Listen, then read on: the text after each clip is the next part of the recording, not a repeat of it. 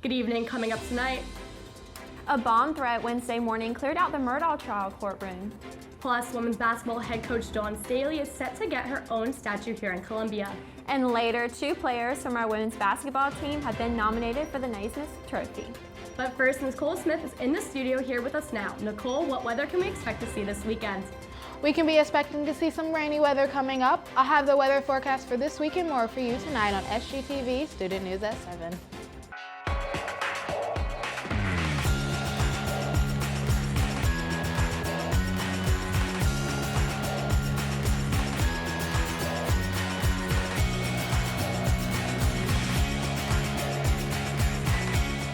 Live from the Kennedy Greenhouse Studio. This is Student News at 7.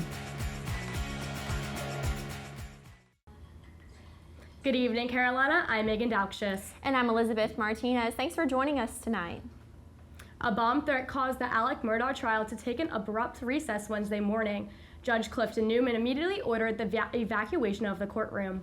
According to SLED spokesperson Renee Wunderlich, Colleton County Courthouse personnel received the bomb threat around 12:30 p.m. Quote, "The building has been evacuated," Wunderlich said, and SLED, along with the Colleton County Sheriff's Office, are investigating the threat, end quote. Local officials urge individuals in the area to take alternative routes around the courthouse. Murdaugh is currently on trial for the double murder of his wife Maggie and their 22-year-old son Paul. A water main break left 2 Richland County schools without water on Wednesday. Both St. Andrews Middle School and H.B. Rom Elementary School are without water service in Columbia. According to Richland County school officials, portable toilets and bottled water were distributed to both schools.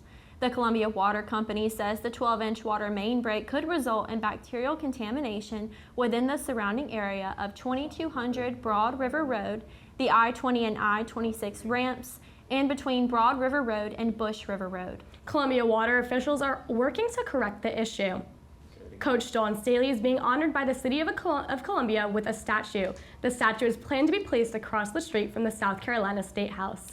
The cost of the statue is $140,000 divided between the Statues for Equality Organization and private donations. The Statues for Equality Organizations is working to increase female honorees in the community.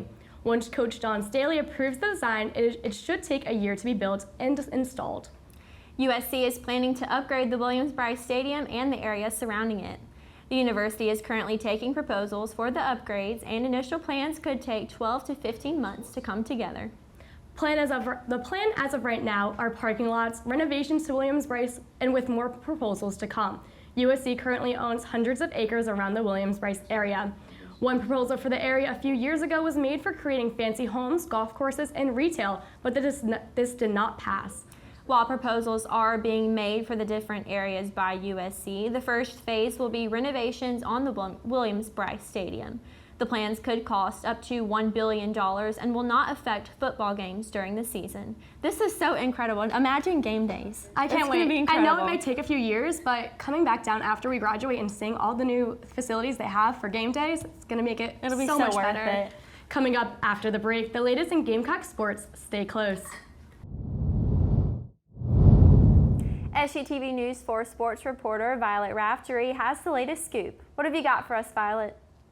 It's shaping up to be a big week for the #1 ranked Gamecock women's basketball team. On Tuesday, Aaliyah Boston and Zaya Cook were 2 of 30 players named to the Naismith Trophy women's midseason team. According to the Naismith Trophy website, quote, "The prestigious Naismith Trophy symbolizes excellence, tradition, and prestige," end quote. The honor is named after the creator of basketball, Dr. James Naismith. The group of 30 will become 10 semifinalists early next month, then 4 finalists on March 21st. And finally, the Women's Player of the Year will be named on March 29th. And it was Boston who took home the final trophy last season.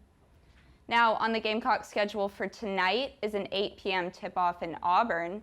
The 2 teams have already met once this season when the Gamecocks outscored Auburn with a substantial 94-42 victory in early January. And a win tonight would set South Carolina up for an undefeated matchup when they host #3 ranked LSU this Sunday. The Gamecocks and the LSU Tigers are the only two NCAA women's basketball teams yet to lose a game this season. Their upcoming top 3 contest at Colonial Life Arena is sold out, and tip-off is set for 2 p.m. Now, for head coach Dawn Staley, the LSU game isn't the only significant sporting event scheduled for this Sunday. The NFL Super Bowl is also happening this weekend, and the Philadelphia Eagles fan already has a lineup of jerseys planned for the occasion.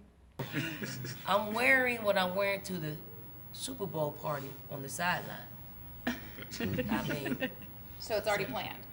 oh yeah, the outfit's planned. I got 2 more jerseys, one for tomorrow and one for Sunday. I might got one for the poll. I might got one for the following week. And another team with an exciting weekend ahead is Carolina softball. They saw the first pitch of their 50th season at 6 p.m. tonight in their opening game of the Charlotte Invitational. Tomorrow they face Miami, Ohio at 12:30 p.m. and Saturday they play Campbell at 5:30 p.m. On Sunday they have 2 games on the schedule. The first is against ETSU at 12:30 p.m. and the second is against Charlotte at 3 p.m. And finally, for fans of an in-state rivalry, Gamecock Track and Field is in Clemson this weekend for the Tiger Paw Invite. They'll compete starting at 11 a.m. Friday and 11:15 a.m. Saturday. Fans can follow all of the action on the ACC Network Extra. For News 4 Sports, I'm Violet Raftery. Thanks, Violet. Coming up after the break, News 4 entertainment reporter Brianna Rao will lay down the talk of the town. Stay tuned. Welcome back. Joining me now is entertainment reporter Brianna Rao to fill us in on what's happening in Columbia this weekend. What do you have for us, Brianna? This Sunday will mark history for 2 former South Carolina high school teammates. Carlos Dunlap and Robert Quinn, natives of the same North Charleston High School, Fort Dexter, will be playing against each other in the Super Bowl. Dunlap will be holding it down for the Chiefs while Quinn will be representing the Eagles. Since 2011, this duo has hosted a kids camp at their alma mater, teaching athletes about skills they'll need on and off the field. Now, this is the 10th year that they've continued doing this tradition, starting in back 2011. Oh, wow. So they've been consistently just like going back home during their off seasons and like helping kids from ages 6 to 12. That's so incredible. Yeah. What a great way to put South Carolina on the map, too. What a great community aspect. And protect your heart and your wallet from romance scams on Valentine's Day. The FBI Columbia office released a caution warning directed at dating app users this week. FBI Specialist Kevin Wheeler said that scammers will try to swindle online users who are looking for companionship this time of the year. According to the Internet Crime Complaint Center, last year South Carolinians lost $6.8 million because of confidence fraud and romance scams. If you suspect a scam, the FBI recommends that you should stop communicating with the person immediately and conduct a reverse image search of the person's photos to see if it's associated with another name or profile. If the picture is associated with another name or profile, it is most likely a scam. If your heart and wallet breaks, report this incident to the FBI IC3 by visiting www.ic3.org. And they say chivalry is dead. I know. Just be careful, do some research, and just don't go out with anyone and everyone. Yeah, have that heart and that bank account on lockdown. Exactly.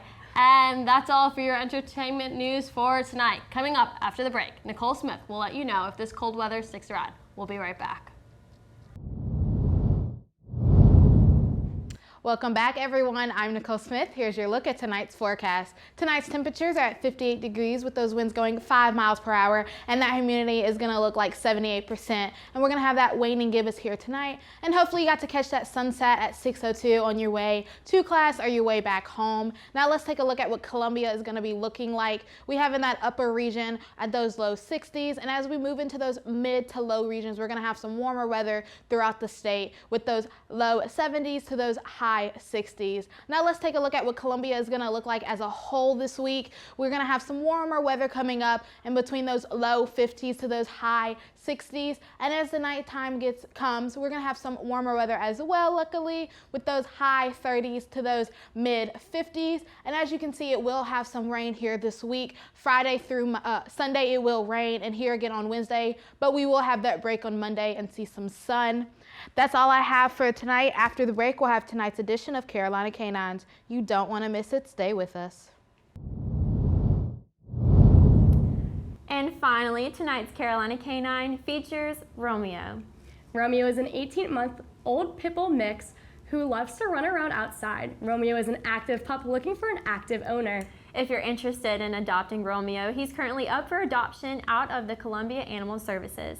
Check out their website at animalservices.columbiasc.gov. See, I would go pick Romeo up, but I'm just not an active individual. I feel that. I'm trying to get myself back in and be active, but Well, I feel there like you go. Romeo would definitely outrun me. You think so? Probably. Girl, me and you both. That wraps up tonight's edition of Student News at 7. Be sure to follow us on Instagram, Twitter, and Facebook at SGTV at USC. To keep up with all of our content, be sure to also visit us online at sgtvonline.com. For SGTV News 4, I'm Elizabeth Martinez. And I'm Meagan Daukshus. From all of us here at SGTV, have a great night, Carolina, and forever to thee.